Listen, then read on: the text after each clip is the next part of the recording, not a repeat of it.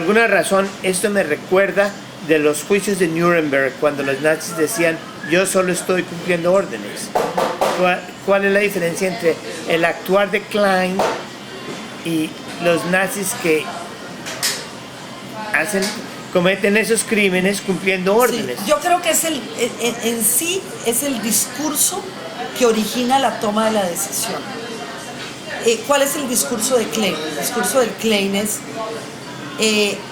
hay un Estado amigo que está en peligro de terminar en manos de la subversión comunista.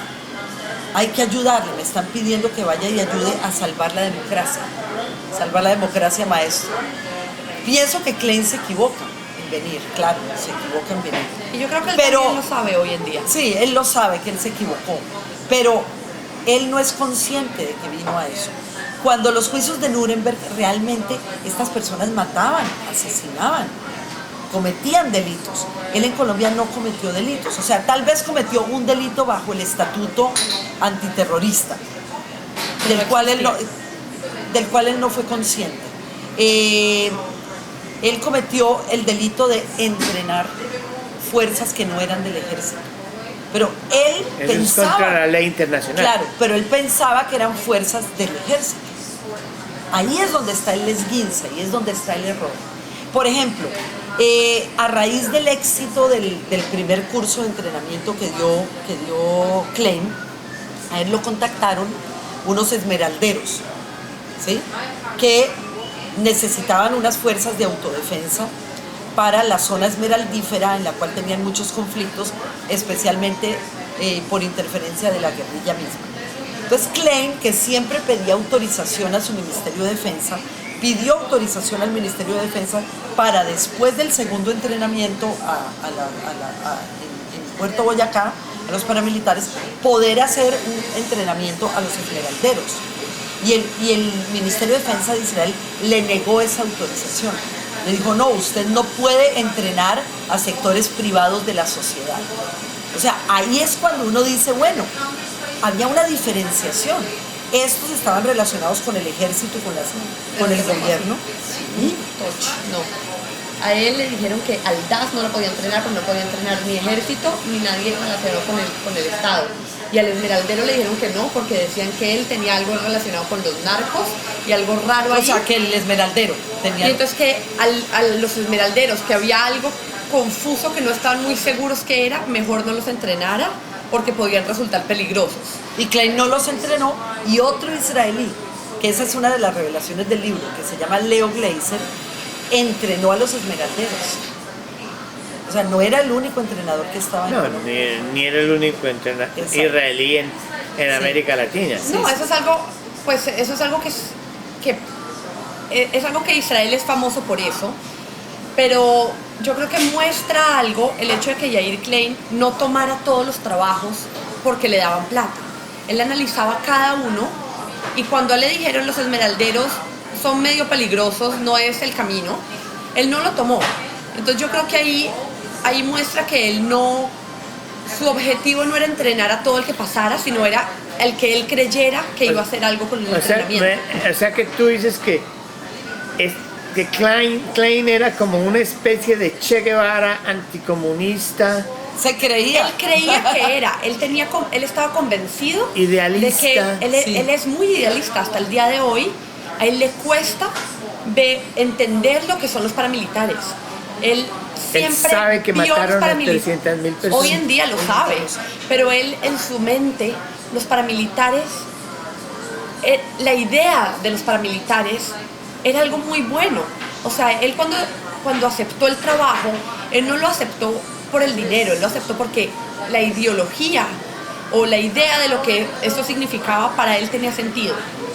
Obviamente, hoy en día, después de escuchar y entender todo lo que pasó, él tiene la capacidad de reconocer que los paramilitares se volvieron un peligro para Colombia.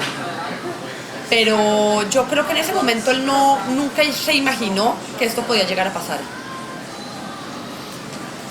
Cuéntenos un poco el proceso de cómo escribieron Madre e Hija y dos Porque estamos hablando de escribir a cuatro manos y madre e hija. Entonces son como Sí. unas dinámicas que se cruzan y se crea una Sí. electricidad que debe ser bastante jodida. Bueno, primero que todo, mi mamá siempre dice que ella no cree en escribir a cuatro manos. Yo creo que efectivamente no escribimos a cuatro manos. Yo trabajé mucho en lo que fue la transcripción por la facilidad de entender el hebreo de Yair Klein, que pues nos sentimos mucho más cómodas con el hecho de no solamente escuchar la traducción, sino escuchar lo que él decía más la traducción y ahí hacer lo más verídico, lo más parecido a su versión. No queríamos cometer ningún tipo de error de traducción que pudiera cambiar el contenido. Entonces yo creo que mi gran trabajo fue por ese lado. También yo hice la entrevista a Matzia Shuali, por el otro entrenador, por temas logísticos que yo me encontraba en Israel. Y yo creo que yo fui el contacto con Yair Klein. Yo fui la persona a la que él llama y le pregunta cosas, o la que lo llama cuando nos falta algo. Y yo he sido como la persona que ha estado en contacto con él y que ha manejado el tema del personaje.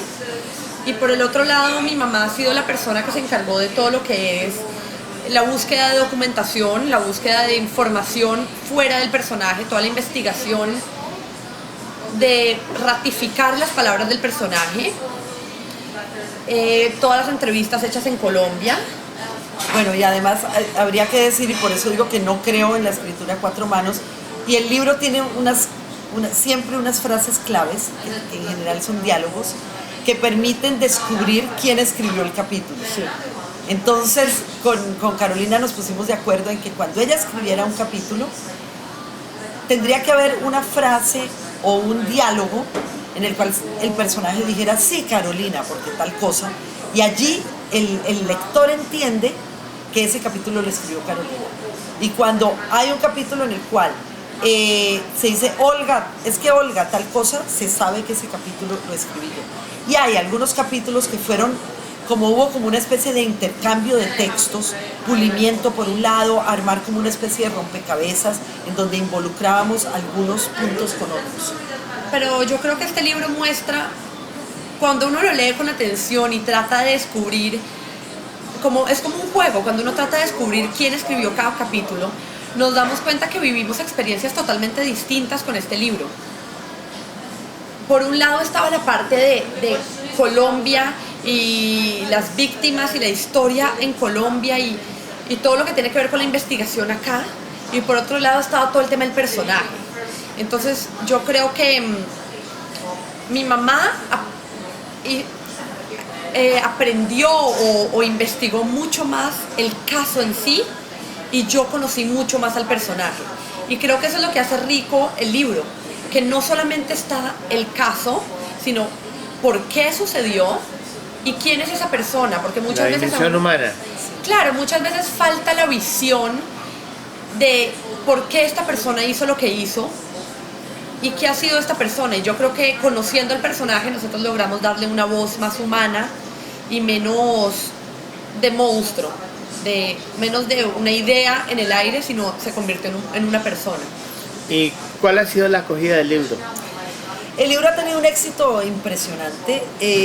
Ha sido también un libro muy polémico porque yo comparo mucho, guardadas proporciones, este libro se compara a cuando llegaron en Bagdad los manifestantes y tumbaron la estatua de Saddam Hussein. Ver caer esa estatua de mármol es similar a terminar la lectura del libro. Se derrumba un mito. Y me parece que eso impacta, eso afecta al lector, crea un sentido en algún momento de incredulidad y creo que es un shock emocional muy fuerte. Por eso, de alguna manera, también hubo voces críticas, incluso llegaron a decir que nosotros le estábamos prestando un servicio a Klein de limpiar su imagen, cosa que es absolutamente falsa. Nosotras en eso fuimos transparentes 100%, pero creo que para la mayoría, para la gran mayoría del público que ha leído este libro, me parece que es una manera adecuada, correcta, honesta de entender lo que pasó en Colombia a finales de los años 80. Y eso contribuye como a armar ese gran rompecabezas de este periodo tan duro y tan triste para Colombia. Ahora, por favor, para cerrar esta entrevista, un epílogo sobre tu libro, o sobre Klein, y sobre el paramilitarismo. Bueno, yo creo que el epílogo que yo haría es que me parece que el libro de Klein da muestra de que siempre es posible encontrar las historias y que el hecho de formar parte de ellas, aunque sea como quien busca esos elementos que permiten armarla finalmente, nos muestra como seres políticos, nos muestra como seres que tenemos esa capacidad para ver lo que otros en el mundo cotidiano no ven, y a mí por lo menos me ha impulsado a querer escribir más. Y en la obra que estoy preparando ahora, por supuesto que hay una influencia importante que me genera el caso de Klein, y es que yo puedo contar cómo mis ojos vieron diferentes momentos de la historia contemporánea, no solo de Colombia, sino de otros países. Y eso es lo que estoy haciendo ahora. Para mí el epílogo yo creo que sería la Comisión de Justicia y Paz. Para mí, que estuve presente y estuve viendo lo que hizo la comisión con Yair Klein y con las diferentes personas en las cárceles y los diferentes paramilitares entrevistados, yo creo que para mí ese es el epílogo. Es el epílogo de que las historias no se mueren, de que los personajes no desaparecen después de que la historia se cuenta, sino que si hay una historia que fue mal contada y se vuelve a contar, eso tiene consecuencias. Y las consecuencias pueden ser encontrar la verdad, encontrar la justicia. Siempre hay personas que están dispuestas a hacer justicia. Y yo creo que ese es el valor que tienen los libros testimoniales. Es despertar de nuevo una historia que a veces está dormida y que le puede dar cierre a una etapa, y en especial a las víctimas y a las familias de las víctimas. Yo creo que ellos se merecen un cierre y ellos se merecen que alguien dé la cara por las cosas que pasan.